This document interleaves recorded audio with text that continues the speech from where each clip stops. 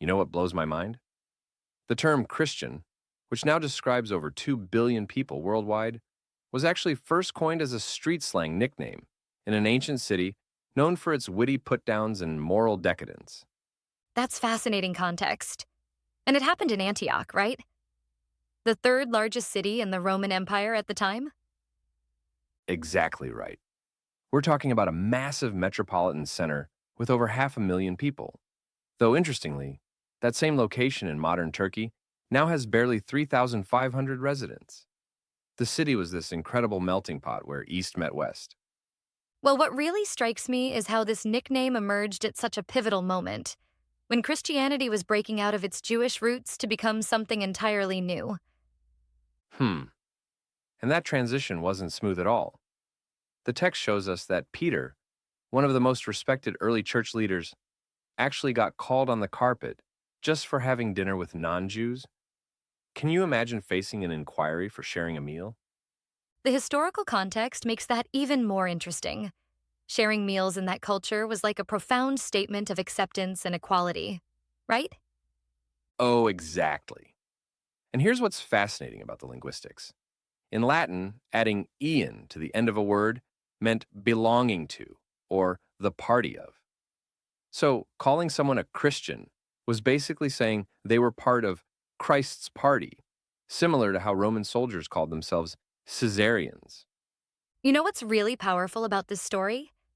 It's showing this massive paradigm shift happening in real time, and through such everyday human moments like sharing meals.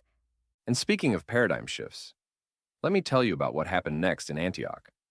When they heard about an upcoming famine through this prophet named Agabus, they did something unprecedented in recorded history. Well, don't leave us hanging. What did they do? They organized the first documented instance of one ethnic group collecting money to help another ethnic group in need. And here's the kicker. They were helping the very Jewish Christians, who had initially looked down on them as second-class believers. That's such a powerful demonstration of how their new identity transcended old cultural boundaries. You know what else is fascinating? This is where we first see the partnership between Barnabas and Saul, who later becomes Paul. The text uses this specific Greek word that suggests Barnabas had to do quite an extensive search to find Saul in Tarsus. So that's where the foundations of early Christian expansion really started taking shape.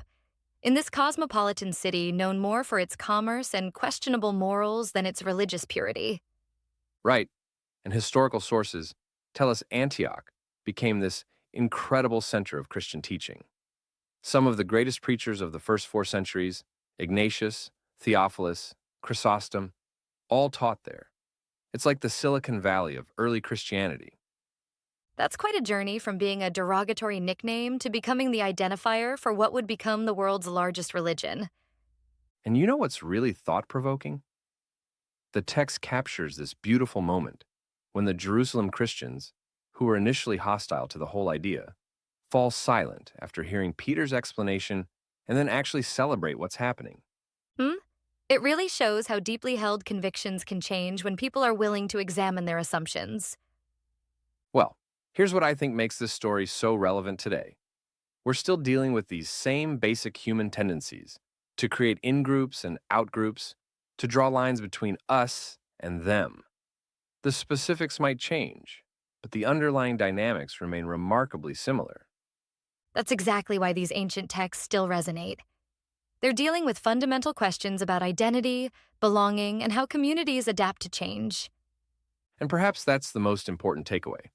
Sometimes the most profound growth, both personal and societal, happens when we're willing to step outside our comfort zones and challenge our preconceptions about who belongs and who doesn't.